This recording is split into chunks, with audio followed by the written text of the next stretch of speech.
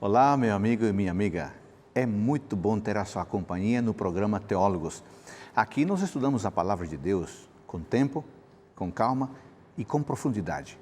Queremos que você conheça bem a Escritura, mas também nós queremos que você esteja preparado cada vez melhor para fazer a vontade do Pai Celestial. Se você deseja aprofundar seus conhecimentos bíblicos, eu tenho uma sugestão importante para você.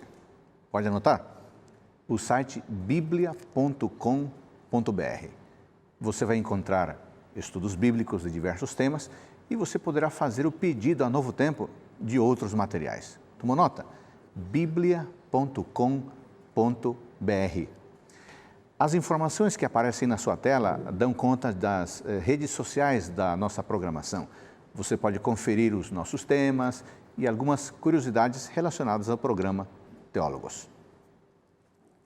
A Palavra de Deus tem 66 livros e é bem provável que você goste de uns mais do que outros. Alguns gostam dos Salmos, outros preferem um livro de Daniel, outros preferem as histórias de Ruth, enfim.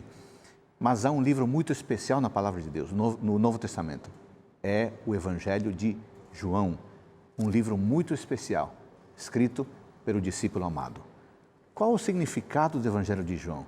E qual a sua importância e a sua riqueza teológica para os nossos dias? É disso que vamos tratar no programa de hoje.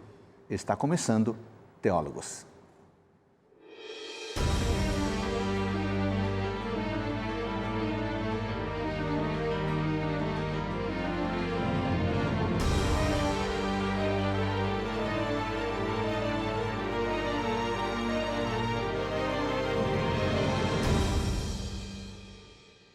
No programa de hoje vamos tratar de um tema muito interessante, muito importante.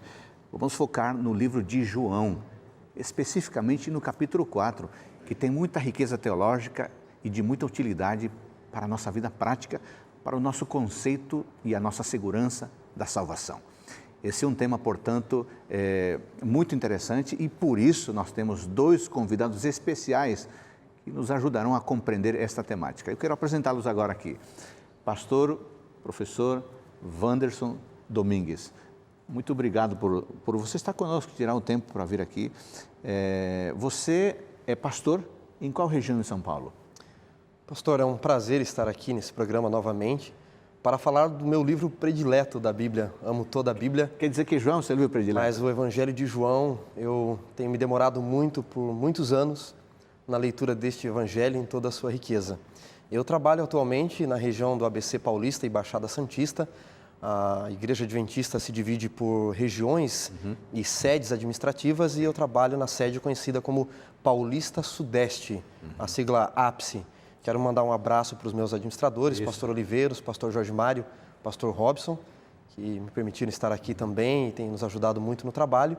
E trabalho ali conduzindo uma escola de teologia que nós temos para os membros leigos, ajudando no evangelismo e visitamos também, levamos materiais para os interessados da TV Novo Tempo que nos assistem e pedem os nossos materiais. Em algum momento a gente chega ali na região, na casa deles. Legal. Aliás, eu queria agradecer também aqui aos pastores já mencionados, pastor Oliveiros, pastor Jorge Mário, pastor Robson, porque permitiram que o pastor Wanderson estivesse aqui conosco.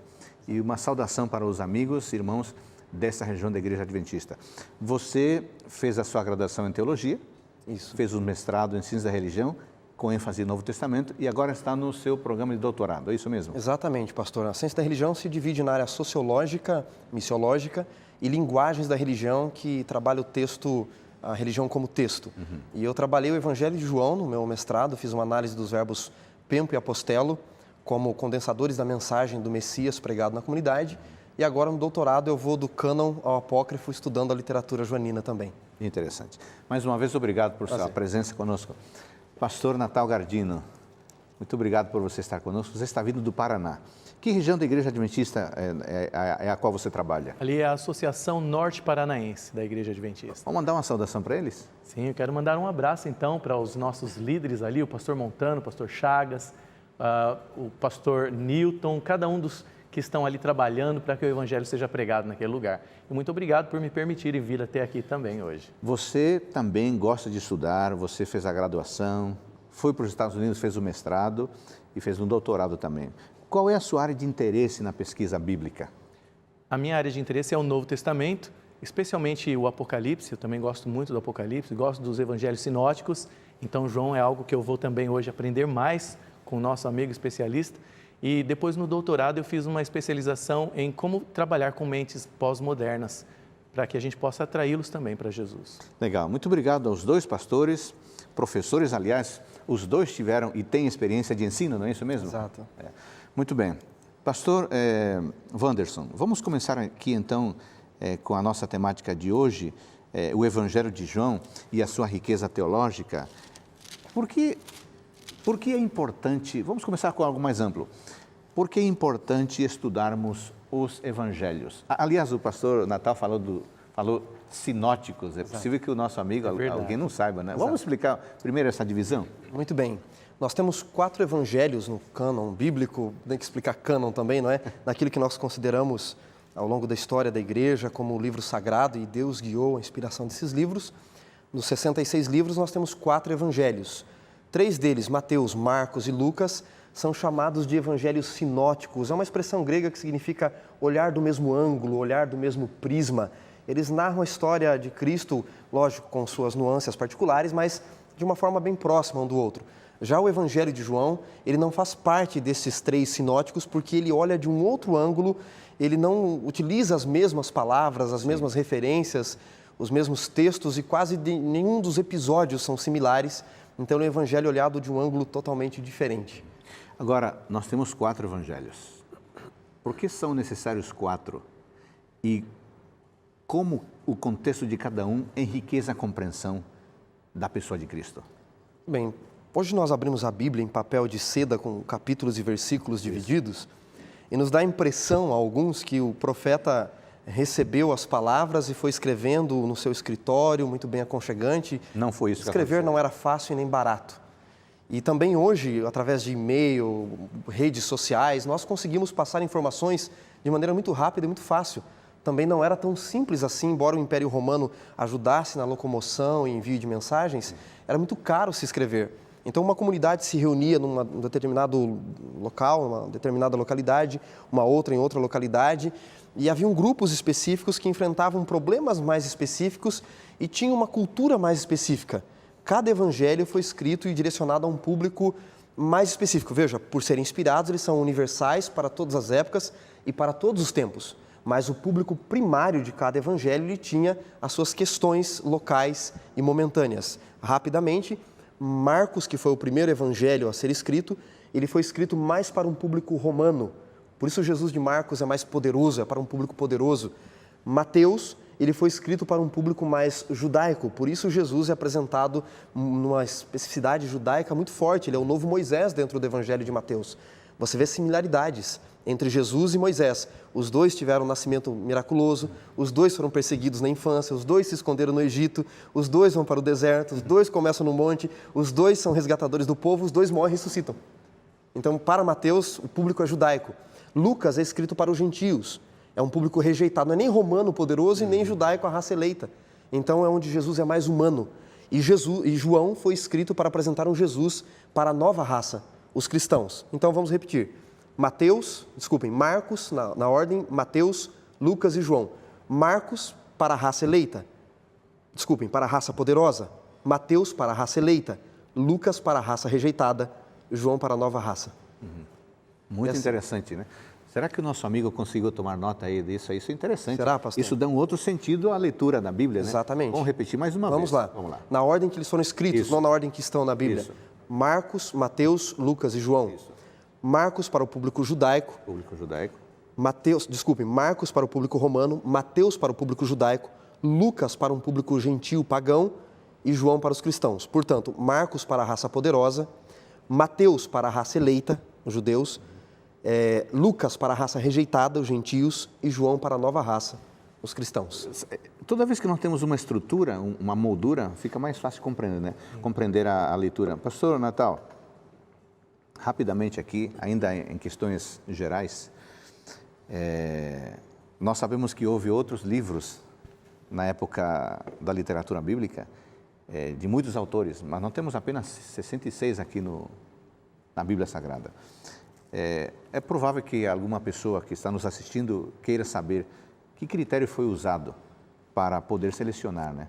Ou que critério fez parte do cânon, a palavra que foi usada aqui. Vamos dizer, contar para o nosso amigo, em poucas palavras, foi desta forma que chegaram a juntar os 66 livros da Bíblia. No Velho Testamento, eles já tinham os profetas que foram aceitos pelo povo de Deus como livros inspirados, mesmo quando os profetas foram rejeitados, né, como Jeremias. Aí depois o povo reconhece um profeta depois que ele morreu e guarda os livros. Para o Velho Testamento não houve muita dificuldade. O último livro do Velho Testamento foi Malaquias, no cânon, né, nosso, no período cronológico foi Malaquias. Depois alguns escreveram algumas coisas nesse período de 400 anos de Malaquias até Jesus, mas que não eram considerados livros inspirados por Deus. Eram livros considerados como leitura, mas a igreja nunca considerou como livros inspirados. Agora, o Novo Testamento, eles consideraram aqueles que tiveram uma experiência apostólica, né? Alguns não acompanharam Jesus como discípulos, como Lucas, por exemplo, mas ele teve uma experiência com o apóstolo Paulo.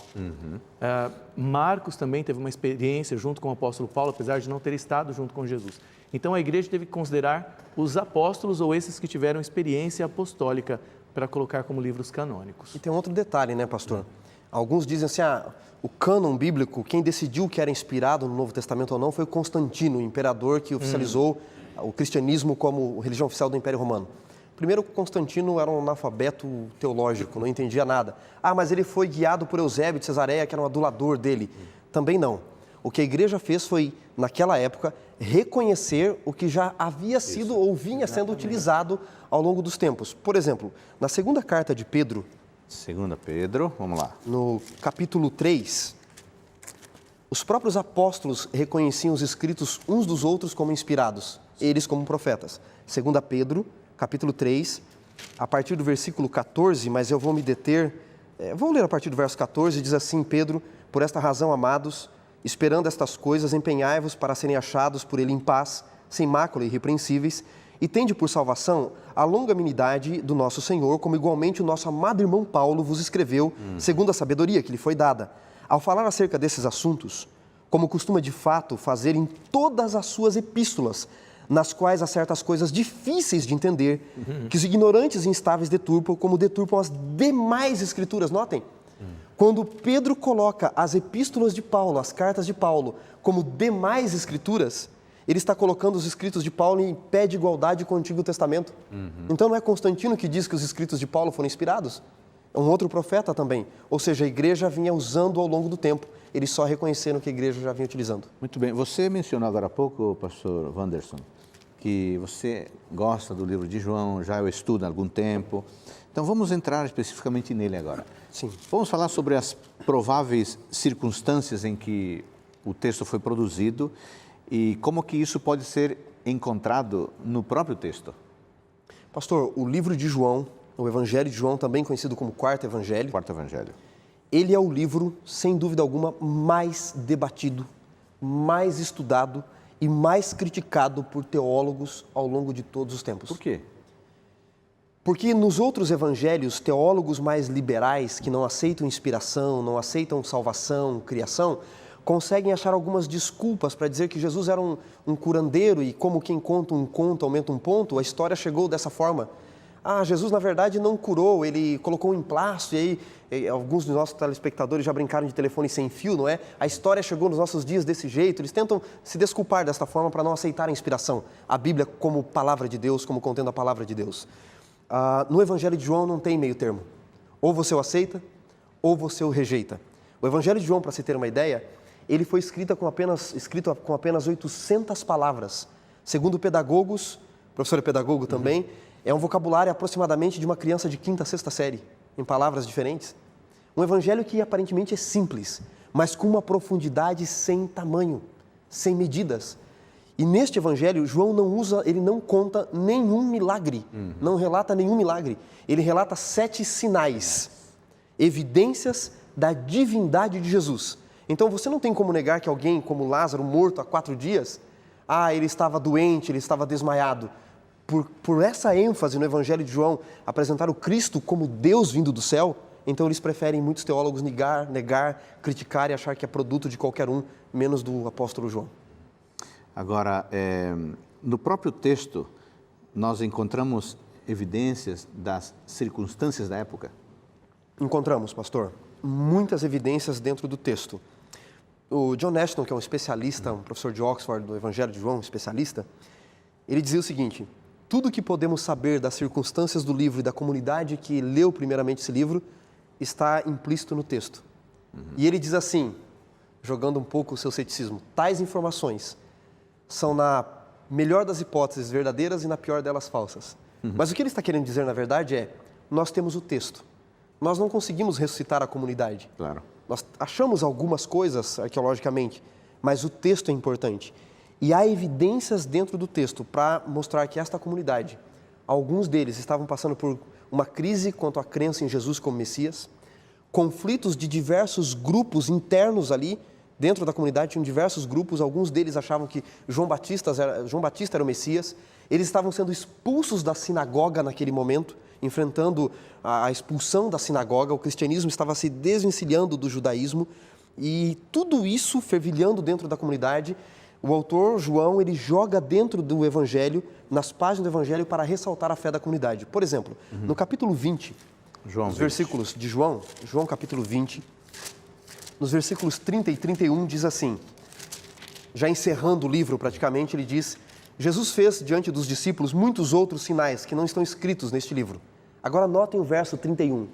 Mas estes, ou seja, o que ele escreveu no Evangelho, foram registrados com um objetivo: para que creiais que Jesus é o Cristo, o Messias. E tendo essa crença, tenham vida eterna. Tenham vida nele. Este é o objetivo da escrita do Evangelho. Estavam perdendo a fé em Jesus como Messias vindo do céu. E ele diz: eu escrevi para ressaltar, para reforçar a fé de vocês, de que Jesus é o Messias vindo do céu, porque é só esta crença que pode lhes dar vida eterna. Esta era a circunstância. Ainda mais rapidamente, você encontra, por exemplo, no início do Evangelho, muitas negativas na boca do Batista. A partir do capítulo 1, no versículo 19, verso 20, perguntam a ele se ele é o Cristo, ele diz assim: eu não sou o Cristo, eu não sou Elias, eu não sou o profeta, eu não sou o noivo. Nenhum outro evangelho coloca tanta negatividade na boca de João Batista como o evangelho de João. Por quê? Provavelmente um grupo dentro da comunidade de João, da igreja que ele se reunia, por assim dizer, estava dizendo: não, o Messias não era Jesus, o Messias era João Batista. Quando ele escreve, ele diz: não, o próprio João disse que ele não era o Messias. Muito bem, muito interessante essa informação. Eu tenho duas perguntas a partir do verso 30 e 31 do capítulo 20, mas eu vou fazê-las no próximo bloco, porque vão requerer um pouquinho de explicação e um pouquinho mais de tempo. Estamos tratando do Evangelho de João e falamos das circunstâncias da composição.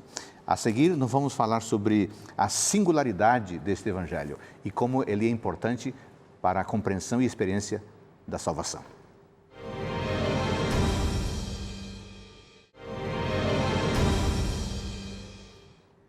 No programa de hoje, estamos estudando o Evangelho de João e queremos aprofundar a nossa percepção sobre a sua contribuição teológica.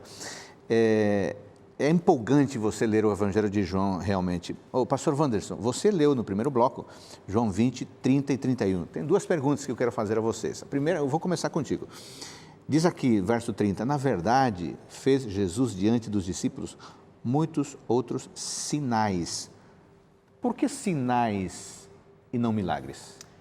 Pastor, eu até mencionei que ele não relata milagres, não é? É. O que o nosso amigo espectador tem que entender, a diferença básica entre sinais e milagres no Evangelho de João é a seguinte: todo sinal é um milagre, mas nem todo milagre é um sinal. É um sinal.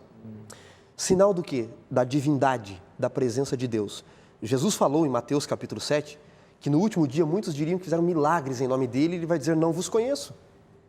Ou seja, algo sobrenatural, você seguir uma crença porque ali tem algo sobrenatural, necessariamente, segundo a Bíblia, não é a presença, não é uma certeza da presença da divindade de Deus, porque o inimigo também tem poder para realizar coisas.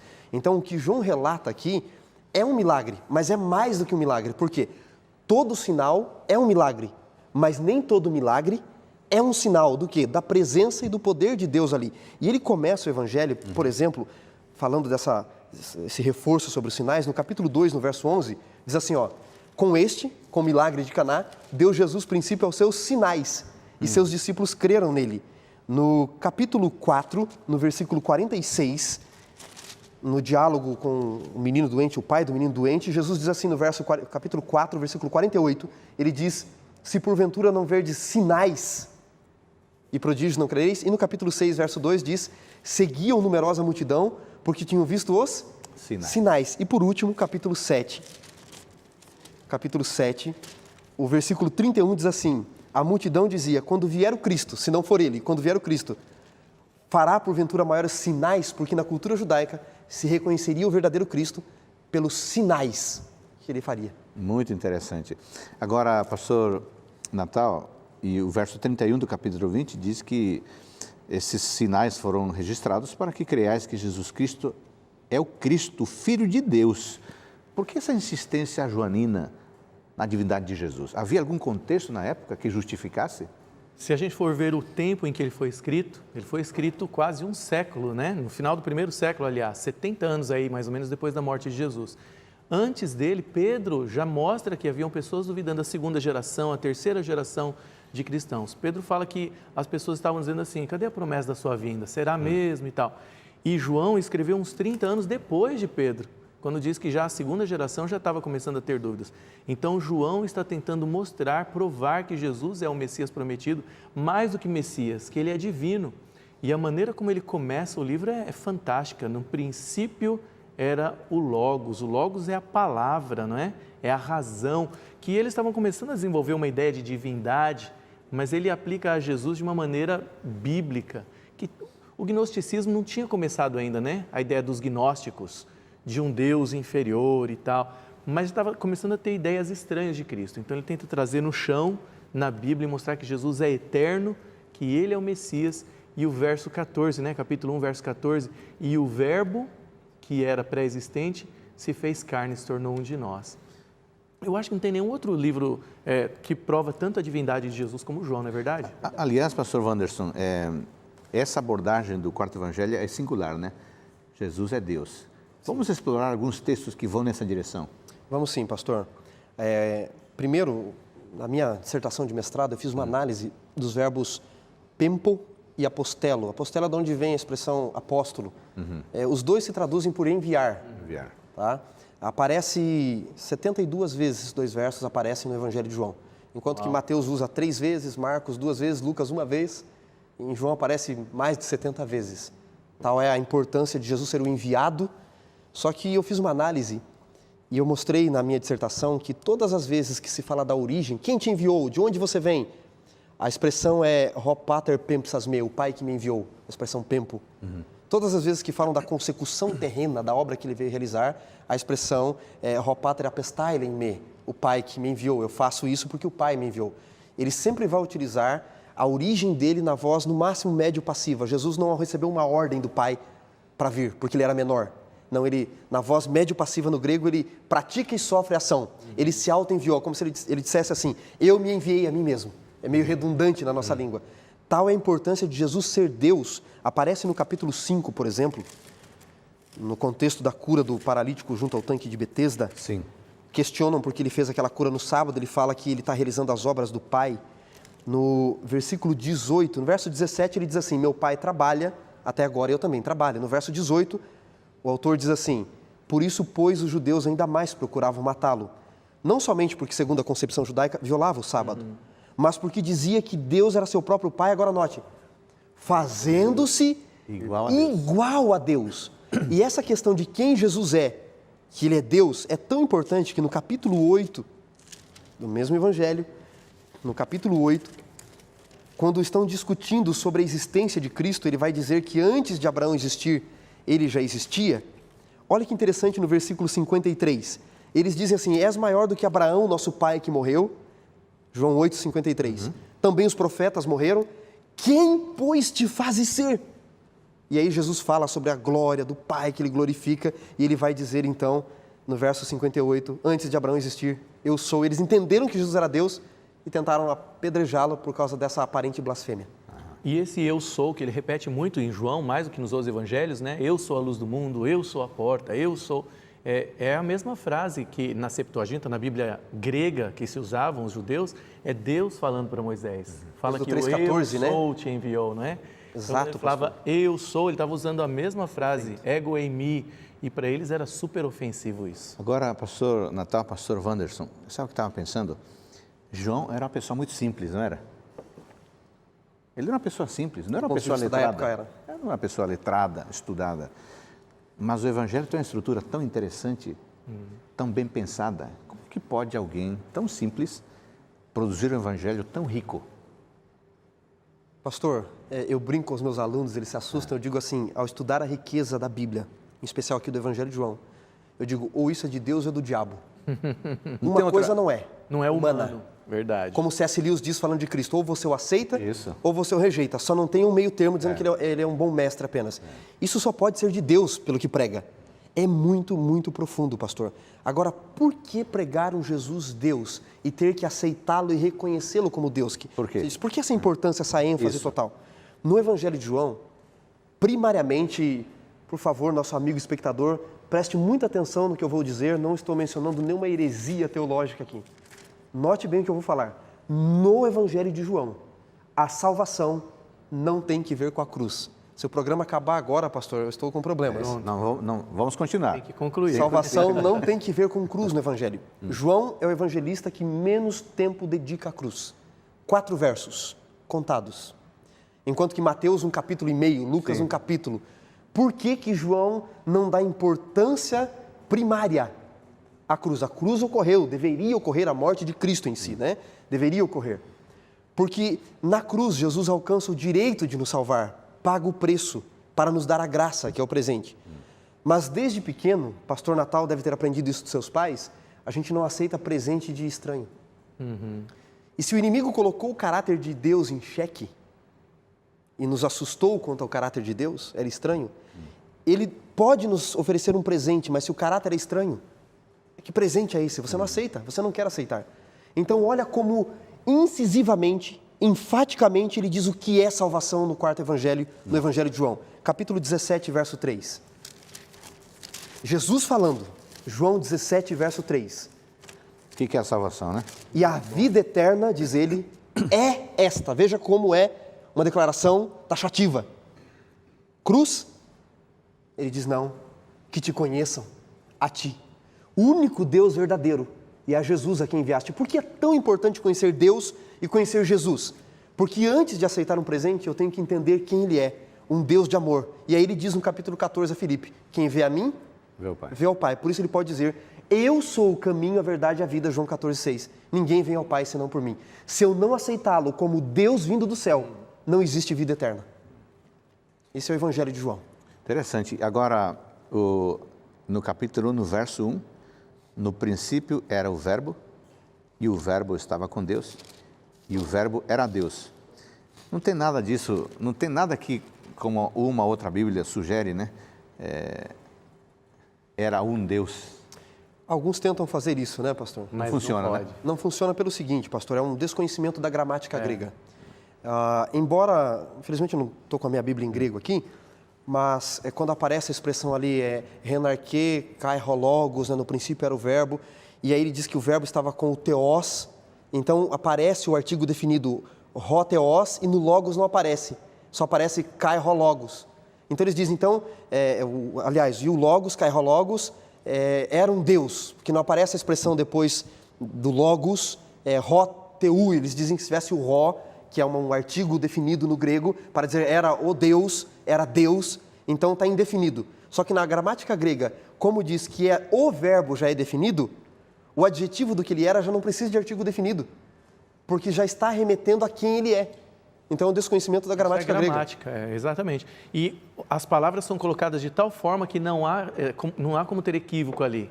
Deus era um verbo, o verbo era Deus. Entendeu? Ele deixa bem claro, esse verbo que ele mencionou no começo, que já existia, ele era divino, ele era Deus, não era um Deus. Senão não poderia tudo ser feito por meio dele, como o texto continua. Exatamente. Só Deus é criador. Foi feito por meio dele.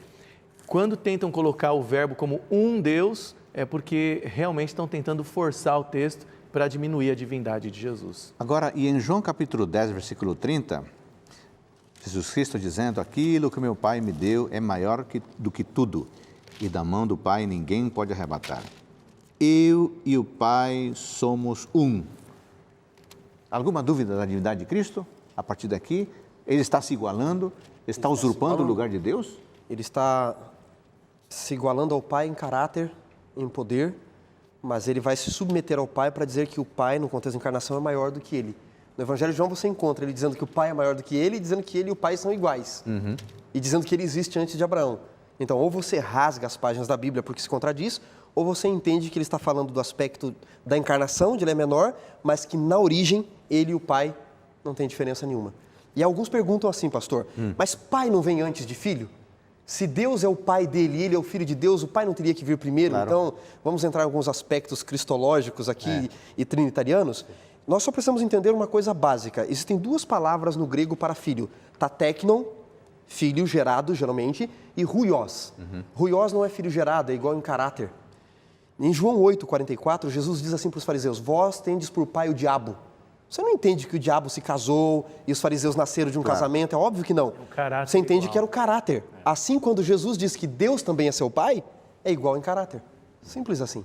Não está sugerindo que ele foi gerado. Exatamente, não é gerado. Quando chama de o filho unigênito, em João 3,16, por exemplo, o filho único, nós temos que lembrar que em Hebreus 11:17, se não me falha, Isaac também é colocado como filho unigênito de Abraão. Embora não seja. Mas ele não era, porque Ismael já existia e ele teve com Quetura outros filhos depois também, Isbaque, Suá, Midian, entre outros. Então, ninguém era como ele, a igualdade de caráter. Por falar em divindade de Jesus, e o pastor Wanderson é um especialista em João e apaixonado, como a gente vê, seria essa declaração de Tomé no final, lá em João 20:27, a declaração final, conclusiva, objetiva? Definitiva. Definitiva de que Jesus é Deus. Para quem tiver com a Bíblia aberta, quiser acompanhar. Leia para nós. João 20:27. E logo Jesus disse a Tomé, põe aqui o dedo e vê as minhas mãos. Chega também a mão e põe-na no meu lado. Não sejas incrédulo, mas crente. Aí Tomé fala no 28, respondeu-lhe Tomé, Senhor meu e Deus meu. Reconheceu que Jesus era Senhor e Deus. E no verso 29, Jesus mostra que queria que todos crescem. Porque me viste e creste, bem-aventurados os que não viram e creram. Que Jesus é Senhor e Deus. Seria essa a declaração conclusiva? Pensando no contexto de comunidades cristãs, cristianismos que existiam, alguns poderiam tentar achar a visão de Maria melhor, de Pedro melhor, de João melhor. Desde o capítulo 20 ocorre algo muito interessante. Maria vai à sepultura, viu e creu. Aí Pedro e João correm à sepultura e o texto diz que João entrou e viu. E depois Pedro, aliás, João parou a porta, viu ali a entrada da sepultura, e viu e creu, e Pedro entrou e viu e creu, e depois Tomé, quando Jesus diz, porque me viste e creste, e o João está fazendo um jogo de palavras, porque o ver de Maria é a palavra blepo, ver, como nós estamos vendo aqui. O ver de João, ele usa a palavra roral. Olha só. E no ver de Pedro, ele usa a palavra teorel, de teoria. Então ele está questionando o tipo de crença. Tem gente hoje que diz assim, eu só vou acreditar em Jesus se eu tocar, se eu ver. Quando Jesus diz para Tomé, porque me viste, blepo, creste, como Maria ou Pedro, aliás, ele usa o teorel de Pedro, mais bem-aventurado, diz aqueles que não viram, e aí ele usa o ver de João, não precisaram entrar para crer, e creram, ele está dizendo assim, você tem que ver como João, Tomé, sabe, João nem precisou entrar na sepultura, nem me viu na sepultura e já acreditou. Muitos hoje dizem, só vou acreditar em Jesus, só vou me entregar a Jesus se ele aparecer fisicamente para mim. Bom, segundo o Evangelho de João, você tem que crer como João, não é ver para crer, é crer para ver.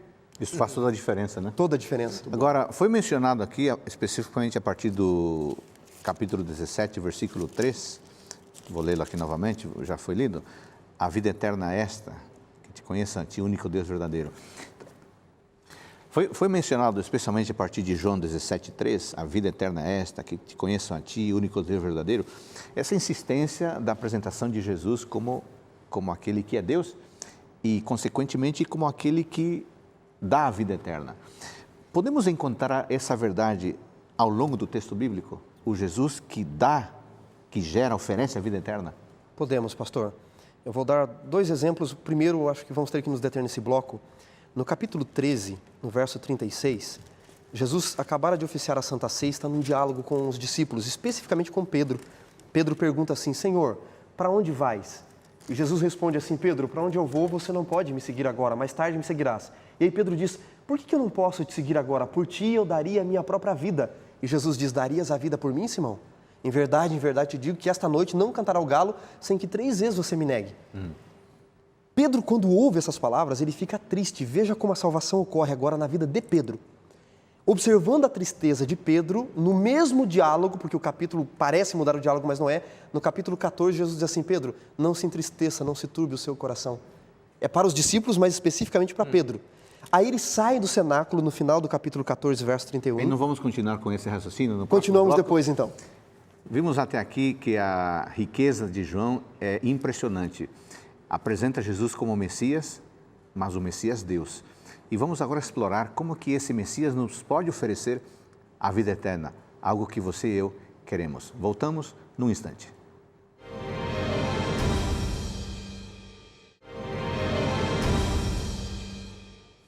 É muito bom termos o tempo necessário para estudar a Palavra de Deus. Estamos fazendo isso com o Evangelho de João. E o pastor Wanderson estava falando no bloco anterior, essa questão de como a vida eterna concedida por Cristo aparece ao longo da estrutura do livro.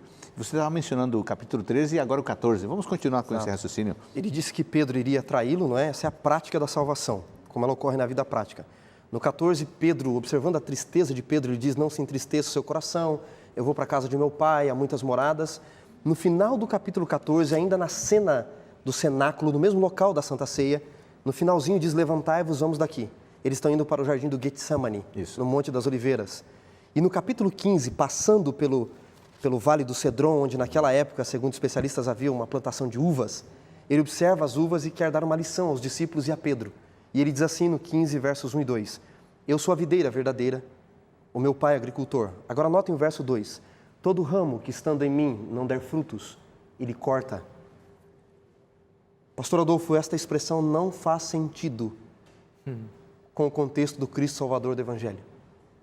Porque se essas palavras foram dirigidas a Pedro e aos discípulos, ele diz a Pedro, você vai me trair, não vai dar nenhum bom fruto. Vou te cortar. E eu vou te cortar, Pedro. A expressão cortar aqui, segundo especialistas em João, e o texto grego apresenta, é a expressão rairo. Nos melhores dicionários de grego, inclusive o dicionário de Johannes Bauer, que é o melhor que tem, na minha opinião, rairo aparece como 4 opções de tradução. Erguer, levantar, subir, pode ser anabaino também subir, mas traduzem por subir. E cortar é sempre a última possibilidade de tradução. Não é que Ferreira de Almeida traduziu errado.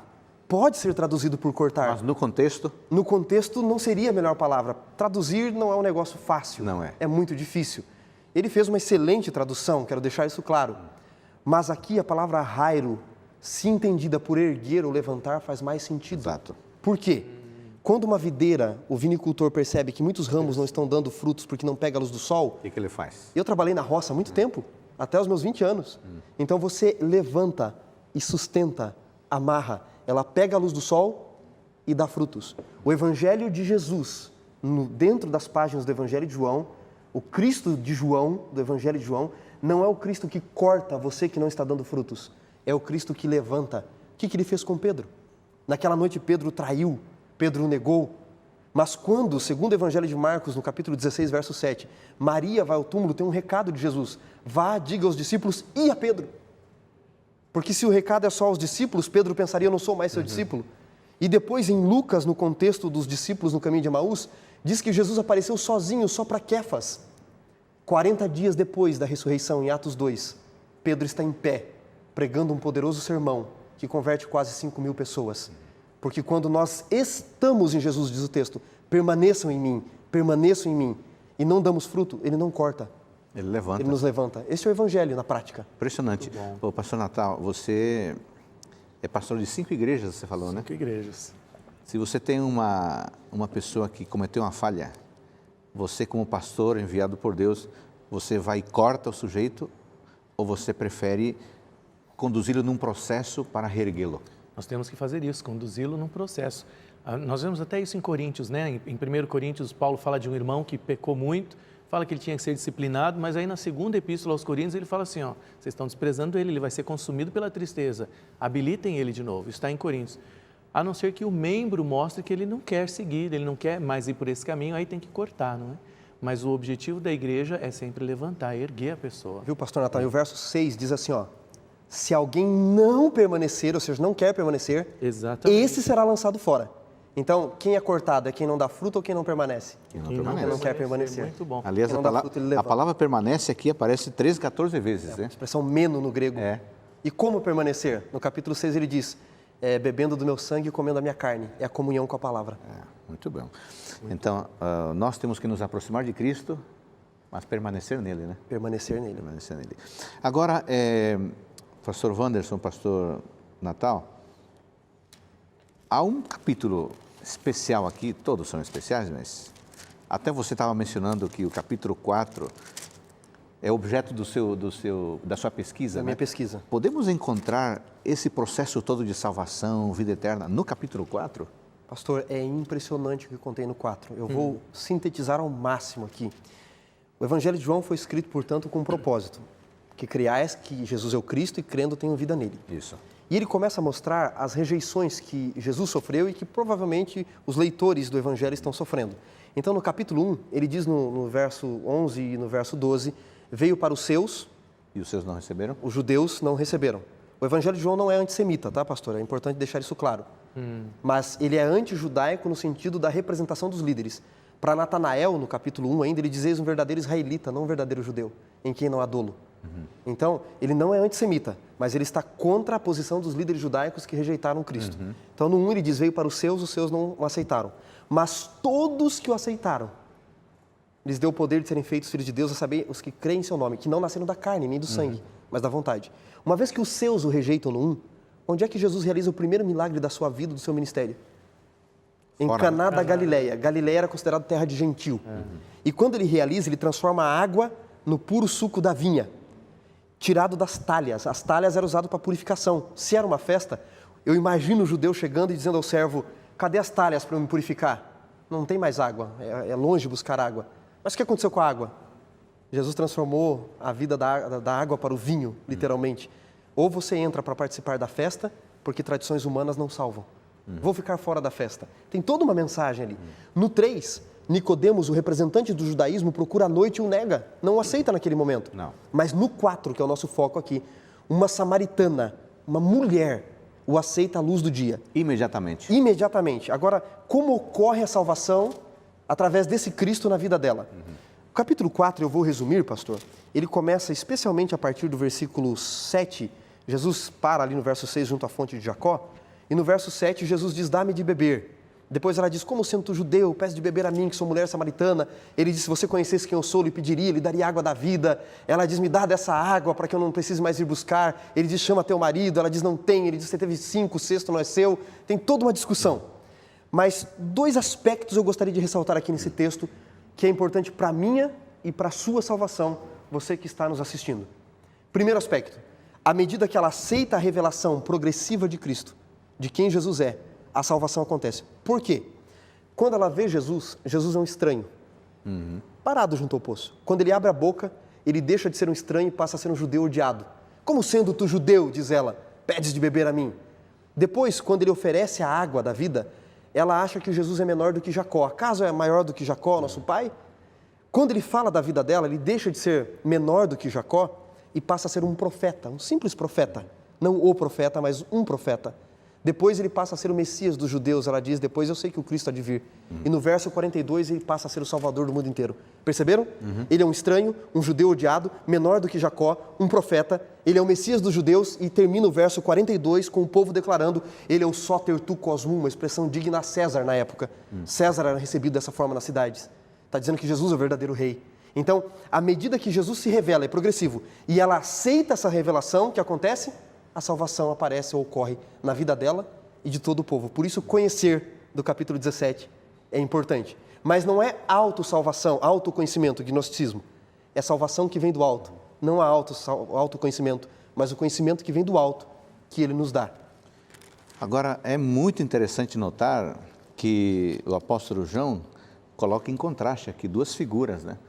A figura de um homem, no capítulo 3, com um nome, e a figura de uma mulher, no capítulo 4, sem um nome, né? Exato. Quer dizer, um homem e uma mulher, alguém conhecido, alguém desconhecido, um homem que tem um status social, status religioso, uma mulher que não tem status social e muito menos religioso. Como é que João consegue jogar com esses exemplos, né, para alguém que demora a aceitá-lo, alguém que o aceita e já sai fazendo o trabalho missionário? Primeira missionária que a gente conhece. O que João está querendo dizer ao mostrar que uma pessoa estranha, aparentemente de um coração duro, aceita o Evangelho? O que João está querendo dizer com isso? Por que quem deveria aceitá-lo demora 3 anos e quem aparentemente seria duro, imediatamente atende o chamado da salvação? João resume na vida da samaritana que não é os que são nascidos da carne que são filhos de Deus. Não existe pedigree religioso. Talvez alguém esteja nos assistindo, pastor, e não tem família nenhuma que crê em Deus, que não crê em nada, é o único cristão da sua casa e pensa assim, eu não tenho um histórico religioso, como pode Deus me abençoar, me ajudar? Para Deus não conta pedigree religioso, não conta o nosso sangue que nascemos, mas o sangue de Cristo. Agora, João trabalha com arquétipos literários, que a gente chama, né? Imaginários presentes, o homem, a mulher, um bem exaltado na sociedade, outro não. E, na minha opinião, ele está trabalhando um contexto imaginário do Antigo Testamento muito presente na mente dos judeus e dos samaritanos, que liam o Pentateuco. Por quê, pastor? Note, esse é o segundo aspecto da riqueza desse texto. No Antigo Testamento, os principais e mais famosos casamentos aconteceram junto a um poço. Em Gênesis 24, Gênesis 29 e Êxodo 2, ocorreram o casamento de Isaac e Rebeca, Jacó e Raquel, Moisés e Zípora. E como é o arquétipo, a estrutura literária descrita? É assim, um homem sai da sua terra, portanto ele é um estranho naquela terra, ele para junto a um poço, ele tem sede, vê uma moça daquela terra, ele pede, dá-me de beber a mim e aos meus animais, ela aceita lhe dar a água, ele faz o pedido de casamento, ela vai até o seu povo, seus familiares, eles vêm até ele e o pedido de casamento é aceito. Assim foi Isaac e Rebeca. Embora Eliezer fosse buscar Jacó e Raquel, Jacó e Raquel. As muitas letras fazem delirar. Jacó e Raquel. Ele está fugindo de Esaú. E ele é um estranho junto à terra, ele para junto a um poço, tem uma moça daquela terra, ele está com sede, ele pede a água, tem uma briga pela água, ela aceita lhe dar a água, ele faz o pedido de casamento, ela vai até seu povo, Labão vem até Jacó e é feito o pedido e aceita-se o casamento. Moisés e Zípora, ele está fugindo de Faraó, ele é um estranho na terra, o arquétipo é o mesmo. Olhem como se descreve Jesus e a samaritana. Ele é um estranho na terra, ele não é samaritano, ele para junto ao poço, ele tem sede, dá-me de beber. Vem uma moça daquela terra, ela aceita lhe dar água porque o texto diz que ela deixou o pote. Ele faz o pedido de casamento para ela, ele pede ela em casamento. Ela vai até seu povo vem até ele pede em casamento e o casamento se realiza. No versículo, pastor, no versículo 9, quando a mulher diz assim, como sendo tu judeu, pedes de beber a mim, a expressão grega aqui é paraimu. Só que paraimu rege o caso genitivo, que traz uma ideia de lugar, de saída. Então, a melhor tradução é, como sendo tu judeu, paraimu, pedes de beber junto de mim, comigo. Ela achou que Jesus pediu ela em casamento. Por quê? Porque casamento acontecia junto ao poço. E por que Jesus é ambíguo na sua frase? É óbvio que Jesus não quer realizar o casamento como a gente conhece. Porque casamento na Bíblia é salvação. É um dia que para os noivos é o Yom Kippur, é o dia da expiação. Tanto que em Mateus 25 tem lá o casamento das virgens, tem as bodas do Cordeiro, a noiva em Apocalipse 19 que se preparou, em Apocalipse 21. Casamento é símbolo de salvação. Então quando ele faz uma frase, ele constrói uma frase pedindo ela em casamento, ele está querendo realizar as bodas do Cordeiro, a salvação. E quando é que o casamento ocorre? Quando ela e todo o povo dizem, você é o verdadeiro Soter tu Cosmu, o verdadeiro Salvador do mundo. Ela entende que Jesus quer ficar com ela, e Jesus está querendo ficar o quê? Morando na vida dela, no coração dela e de todo aquele povo. Ele quer realizar as bodas do Cordeiro. E só mais um último detalhe nesse aspecto. Quando nós procuramos alguém para namorar, noivar ou casar, e o judeu também fazia, tinha que procurar o melhor. Dentro do nosso aspecto hoje, a gente procura o melhor. Jesus, quando vai realizar as bodas, o casamento do Cordeiro, quem ele procura? O pior. O pior povo, porque para o judeu, o samaritano era o pior do que o animal. E dentro do pior povo, a pior mulher que nem as mulheres samaritanas queriam tirar a água do poço com ela. Sabe o que João está querendo nos dizer? Se a salvação é através desse Messias, a salvação é para gente como eu e você. A salvação é para os piores. Se ele pôde salvar a samaritana, se ele pôde levantar Pedro, ele pode salvar a gente também. Muito bem, muito interessante. Pastor Natal, e se a gente tivesse que dar um outro título a esse capítulo, hein? Uau! A mulher de Samaria... Não, esse título, com todo respeito, Mulher de Samaria, mas não está dizendo tudo que a riqueza do tema da salvação apresenta nesse capítulo, né? A gente poderia dar outro título que sintetizasse melhor, né?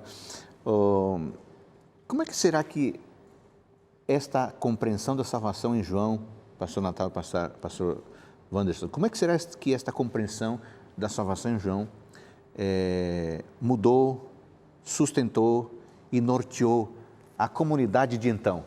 Que efeito pode ter produzido?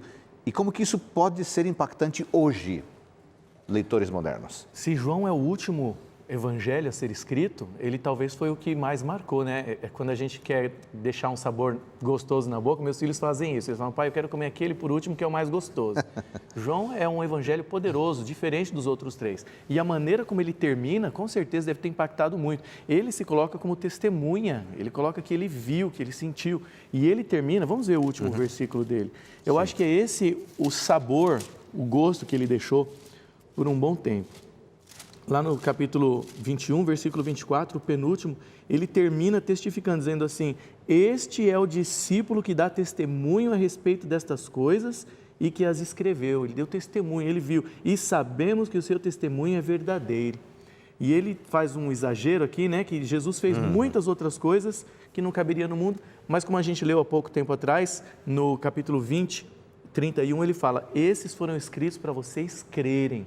Então, eu tenho certeza que mudou muito a comunidade da época. E tem um aspecto a mais, pastor, porque se é o último livro e o último evangelho, esse público, eles não tinham, com exceção de João, não tinham conhecido Jesus, os leitores, não tinham tocado nem sido tocados fisicamente, e com exceção de João, não conheciam nenhum outro, talvez, que tivesse tocado em Jesus. E muitos já estavam questionando por doutrinas gnósticas que já estavam surgindo, se Jesus era Deus mesmo ou não, se ele aparecia em forma de espírito ou não.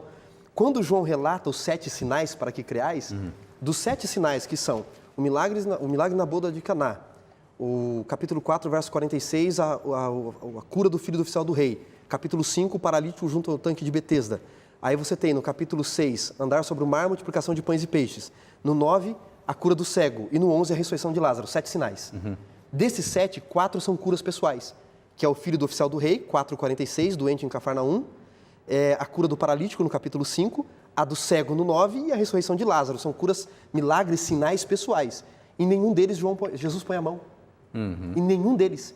O coxo junto ao paralítico, junto ao tanque de Betesda, aquele coxo, ele diz assim, levanta-te, toma teu leito. Ele nem ajuda. O cego no capítulo 9, embora ele unte os olhos do cego, ele só passa a enxergar quando ele crê na palavra e vai até o tanque de Siloé, que significa enviado, não é? E o capítulo 11 diz que quando ele vai ressuscitar Lázaro, ele tem que dizer Lázaro.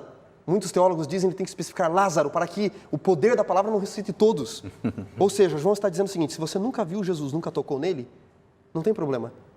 Esses milagres aqui não teve toque. Foi o poder da palavra. O poder da palavra é tão eficaz quanto o poder do seu toque. Você nunca tocou em Jesus? Nunca foi tocado fisicamente? Você tem a palavra. É isso que ele está dizendo para os leitores. E é por isso que a palavra, tê-la e compreendê-la é tão importante, né? Exato. Bom, esse evangelho é espetacular. E eu fico imaginando que o escritor, um jovem discípulo, teve tanto tempo para pensar no que viu e para selecionar especificamente o que escreveria, né?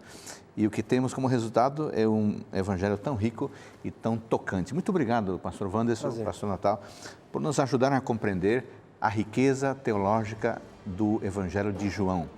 E você, qual é o seu livro preferido?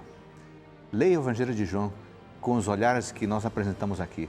Você será abençoado e você também, com a mulher samaritana, experimentará pessoalmente a salvação. Obrigado por sua companhia no programa Teólogos.